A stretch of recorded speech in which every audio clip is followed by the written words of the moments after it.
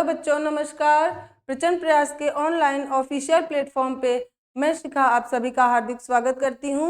हम सभी अर्थशास्त्र विषय के 11th क्लास की एनसीईआरटी के 6 अध्याय को कंप्लीट कर चुके थे और 7वां अध्याय हम पढ़ रहे थे जिसका नाम है पर्यावरण और धारणीय विकास। पर्यावरण और धारणीय विकास में हमने तमाम बातों पर, तमाम मुद्दों पर हमने बहुत विस्तृत चर्चा की थी, जिनमें पर्यावरण क्या है, पर्यावरण के कार्य क्या हैं, धारणीय विकास क्या है, किस प्रकार से पर्यावरण का हमें संरक्षण करना चाहिए, क्या क्या कारक हैं जिनके कारण पर्यावरण प्रभावित हो रहा है, जिसमें 2 वैश्विक मुद्दों पर हमने बात की थी, वैश्विक उष्णता और ओजोन अपक्षय के बारे में हमने एक विस्तृत चर्चा की थी। और उसके बाद भारत में पर्यावरण की स्थिति के बारे में भी हमने डिटेल से पढ़ा था कि किस प्रकार से भारत की जो पर्यावरण है उनकी किस प्रकार से स्थितियां हैं और क्या क्या चीज़ें ऐसी हैं जो भारत के पर्यावरण को प्रभावित कर रही हैं, उनके कारण, निवारण, सभी चीज़ों को हमने बहुत ही विस्तृत तरीके से पढ़ा था। क्योंकि पर्यावरण हमारे लिए और हम सभी पृथ्वी पर रहने वाले जीव जंतुओं के लिए पर्यावरण बहुत ही महत्वपूर्ण मुद्दा है। पर्यावरण से हम हैं, हमसे पर्यावरण नहीं है, पर्यावरण से ही हम हैं। अगर पर्यावरण है तभी हम हैं, वरना आप सोचिए बहुत सारे ग्रह हैं जहाँ पर केवल पर्यावरण न होने की वजह से वहाँ पर जीवन की उपस्थिति संभव नहीं है। तो पृथ्वी पर जीवन क्यों संभव है? क्योंकि यहाँ पर वनस्पतियाँ हैं, यहाँ पर जल है, यहाँ पर जीवन है, यहाँ पर पर्यावरण यानी वातावरण एक बहुत ही समृद्ध स्थिति में है। इसलिए हमें पर्यावरण की सुरक्षा के विषय में बार बार व्यापक तरीके से चर्चा करनी पड़ती है, विस्तृत तरीके से व्याख्या करनी पड़ती है, समझना पड़ता है, जानकारी करना पड़ता है कि पर्यावरण को किन चीज़ों से प्रभाव हो रहा है, किन चीज़ों से पर्यावरण दूषित हो रहा है, क्या ऐसे कारण हैं। इसीलिए हम पर्यावरण के बारे में हम एक विस्तृत चर्चा कर रहे हैं और यही कारण है कि आपके एक सिलेबस का हिस्सा भी इसे बनाया गया है, पर्यावरण और धारणीय विकास को। अब आप सोच रहे होंगे कि पर्यावरण और धारणीय विकास तो एक प्रकार से देखा जाए तो इन्वायरमेंट का हिस्सा है, यानी ईवीएस का हिस्सा है, तो इसको हम अर्थशास्त्र में क्यों पढ़ रहे हैं? क्योंकि जो पर्यावरण है वो सबसे ज़्यादा प्रदूषित क्यों हो रहा है, सबसे ज़्यादा अफेक्टेड किससे हो रहा है? अर्थव्यवस्था से हो रहा है, उद्योगों से हो रहा है, कृषि से हो रहा है। इस वजह से इसको हम अर्थशास्त्र में पढ़ रहे हैं, क्योंकि जिन मुद्दों से सबसे ज़्यादा प्रभावित हो रहा है पर्यावरण, वो सारे मुद्दे अर्थशास्त्र में आते हैं। इसलिए हमको इस विषय में भी पर्यावरण के बारे में पढ़ना पड़ रहा है, ताकि हम अर्थव्यवस्था का विकास तो सुनिश्चित करें, परंतु हम उसके साथ साथ पर्यावरण के विषय में भी सोचें, जागरूक बने कि किस प्रकार से हम किन शर्तों पर हम अपनी अर्थव्यवस्था का विकास कर रहे हैं, किन शर्तों पर हम शहरीकरण, औद्योगिकरण और तमाम चीज़ों को विकसित कर रहे हैं, तो क्या इससे प्रभाव होंगे, क्या इसके कारण हैं, कैसे इसका निवारण होगा। इन सभी विषयों को हमें बहुत ही विस्तृत तरीके से पढ़ना पड़ रहा है, क्योंकि ये हमारे लिए सबसे ज़्यादा एक महत्वपूर्ण मुद्दा है। तो आइए देखते हैं आज हमें क्या पढ़ना है, इस चैप्टर में आगे क्या दिया हुआ है, इसके बारे में हमें आज जो है विस्तृत चर्चा करेंगे। तो चिपको या अपिक्को नाम से में क्या रखा है, यानी कि हम चिपको और अपिक्को 2 आंदोलन हुए थे, इनके बारे में हम पढ़ेंगे, क्योंकि ये पर्यावरण से संबंधित आंदोलन थे। और इस प्रकार के आंदोलन कहीं ना कहीं हमें ये सिखाते हैं कि पर्यावरण कितना ज़्यादा हमारे लिए कितना ज़्यादा महत्वपूर्ण है, क्योंकि कुछ ऐसे लोग भी समाज में पैदा हुए हैं जो अपने पर्यावरण की रक्षा के लिए आंदोलन कर चुके हैं। पर्यावरण की सुरक्षा के लिए, पर्यावरण के लिए ही उन्होंने अपना जो है जीवन भी अपना जो है दांव पर लगा दिया था। तो इसलिए हमें इन चीज़ों को भी पढ़ना आवश्यक हो जाता है। तो चिपको, सबसे पहले हम देख लेते हैं चिपको आंदोलन क्या है। तो जब बात आती है चिपको आंदोलन का या फिर अपिक्को का, दोनों का, तो देखिए चिपको आंदोलन हमारे उत्तर भारत में हुआ था, लेकिन जब हम अपिक्को आंदोलन की बात करते हैं तो ये दक्षिण भारत में कर्नाटका में हुआ था, और जब चिपको आंदोलन की बात करते हैं तो ये उत्तराखंड में हुआ था। तो हम दोनों चीज़ों को अलग अलग तरीके से पढ़ते हैं। तो जो चिपको आंदोलन है वो उत्तराखंड में हुआ था, और उत्तराखंड में एक स्थिति ऐसी आई थी, लगभग 1973 के आसपास का समय था, और उस समय ऐसा हुआ था कि वहाँ पर लोग जो है शहरीकरण यानी कि उद्योगों को लगाना चाह रहे थे, और जो उद्योगों को लगाने के लिए उनको आवश्यकता थी भूमि की, और भूमि के लिए वो वनों को काट रहे थे। और उसके अलावा जब उनको रॉ मटेरियल जैसे जब हम निर्माण कार्य करते हैं उसमें भी हमें बहुत ज़्यादा मात्रा में लकड़ियों की आवश्यकता होती है। वो लोग वनों को काट करके इन सभी कार्यों को करना चाहते थे। और वहाँ के लोगों को ऐसा लगा कि अगर हमारे वन कट जाएंगे, क्योंकि जो पहाड़ी लोग होते हैं वो अपनी प्रकृति के प्रति बहुत ज़्यादा सेंसिटिव होते हैं, बहुत ज़्यादा संवेदनशील होते हैं। वो अपनी प्रकृति को अपनी माँ की तरह प्रेम करते हैं, इसलिए वो अपनी प्रकृति को अपने से दूर नहीं करना चाहते हैं। और पहाड़ों पर उनके जीवन का जो एक बहुत ही बेसिक तत्व, मूलभूत जो एक तत्व होता है वो उनकी वनस्पतियाँ होती हैं, उनकी जो वृक्ष संपदा है, वही सब उनका जो है सबसे ज़्यादा मुख्य स्रोत होता है जीवन का।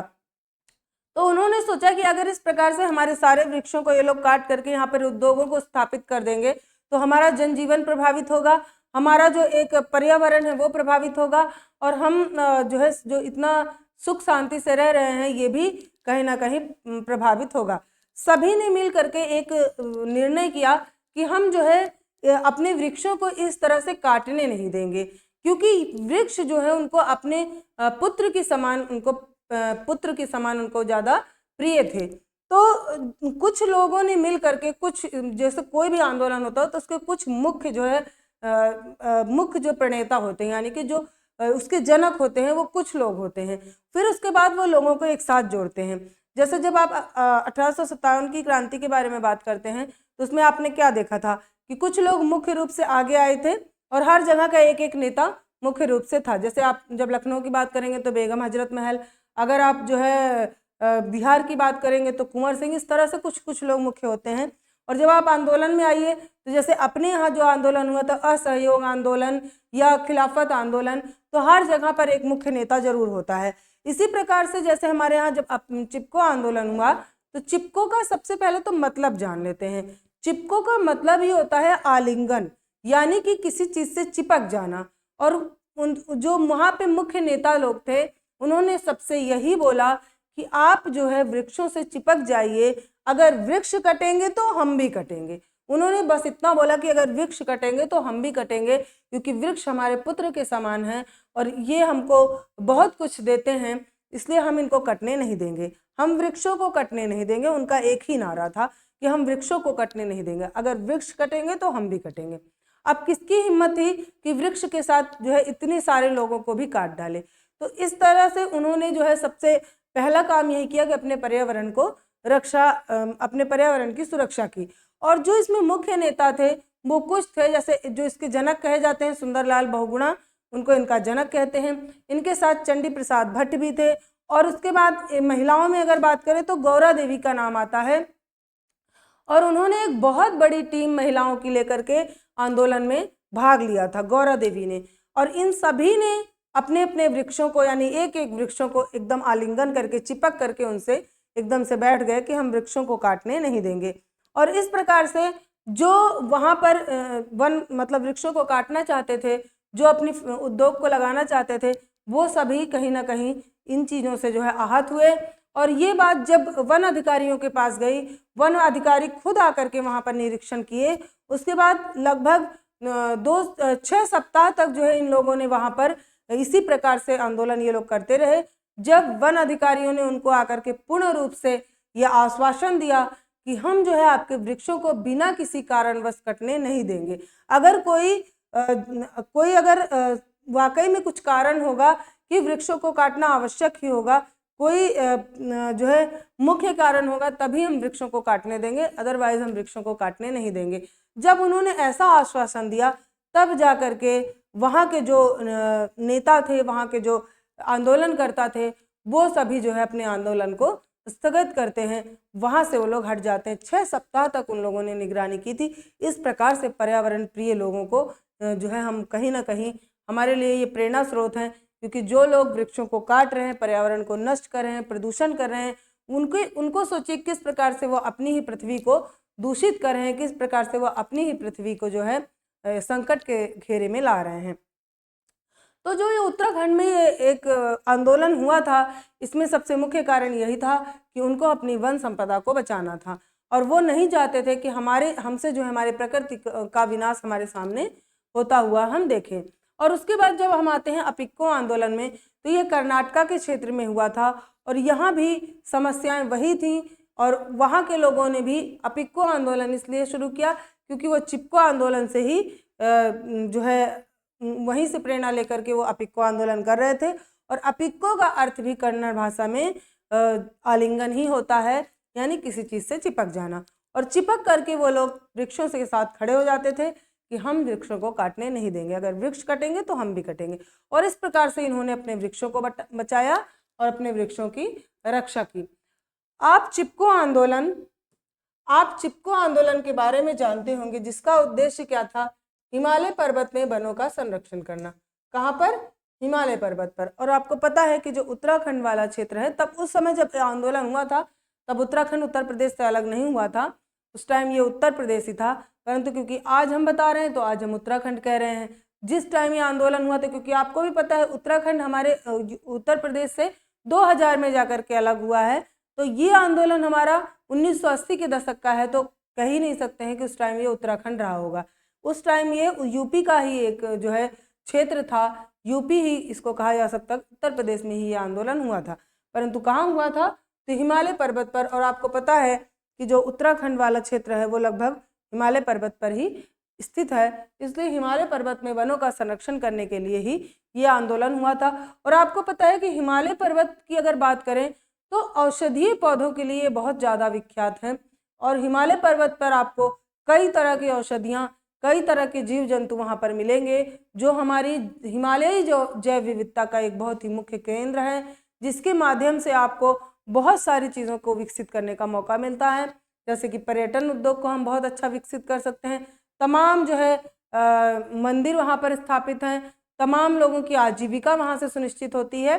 तो इसलिए कहीं ना कहीं ये जो वन थे यहाँ के, ये बहुत ही ज़्यादा उपजाऊ थे और बहुत ही ज़्यादा ये जो वन थे ये बहुत ही ज़्यादा संरक्षणकारी थे, लोगों का बहुत ज़्यादा ये संरक्षण करते थे। तो इसलिए ही लोगों ने भी इन वनों का संरक्षण किया।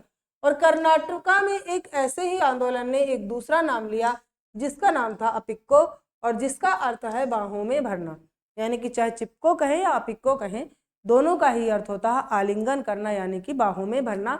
और सभी ने एक एक वृक्ष को पकड़ करके एकदम से उनको जकड़ लिया और वो वृक्ष के साथ खड़े हो गए कि वृक्ष को हम काटने नहीं देंगे, क्योंकि अगर वृक्ष कटेंगे तो आपको हमें भी काटना होगा, तभी आप वृक्षों को काट सकते हैं। और ऐसा करने की हिम्मत किसी में नहीं थी। और यही चीज़ इस आंदोलन से हमें देखने को मिलती है कि किस प्रकार से एक ऐसा समाज जो बहुत ज़्यादा शिक्षित भी नहीं था, बहुत ज़्यादा जानकार भी नहीं था, परंतु फिर भी जो है ये वृक्षों के लिए इतना संरक्षण कर रहा है। तो ये हमारे लिए सोचने का विषय है कि अगर हम शिक्षित हो रहे हैं, हम अगर आधुनिक युग में हैं और उसके बाद भी अगर हम जो है एक पर्यावरण प्रदूषण का कारण बन रहे हैं, तो कहीं ना कहीं हमसे बेहतर तो यही लोग थे जिन्होंने अपने पर्यावरण को बचाने के लिए अपने जीवन को भी दांव पर लगा दिया था।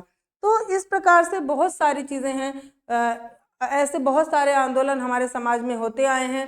जैसे कि एक और आंदोलन था नर्मदा बचाओ आंदोलन, जिसमें नर्मदा नदी को सुरक्षित करने के लिए जो है लोगों ने आंदोलन किया था।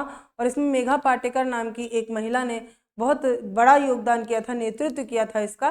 तो इस प्रकार से आंदोलन होते रहते हैं। जब कभी भी हमारे समाज में किसी भी चीज़ की बहुत ज़्यादा अति हो जाती है, यानी बहुत ही ज़्यादा अत्यधिक कोई चीज़ें होने लगती हैं, तो लोग जो है उससे त्रस्त आकर के आंदोलन करने को विवश हो जाते हैं। और इसी प्रकार से ये कुछ पर्यावरणीय आंदोलन है जो पर्यावरण की सुरक्षा के लिए किए गए हैं।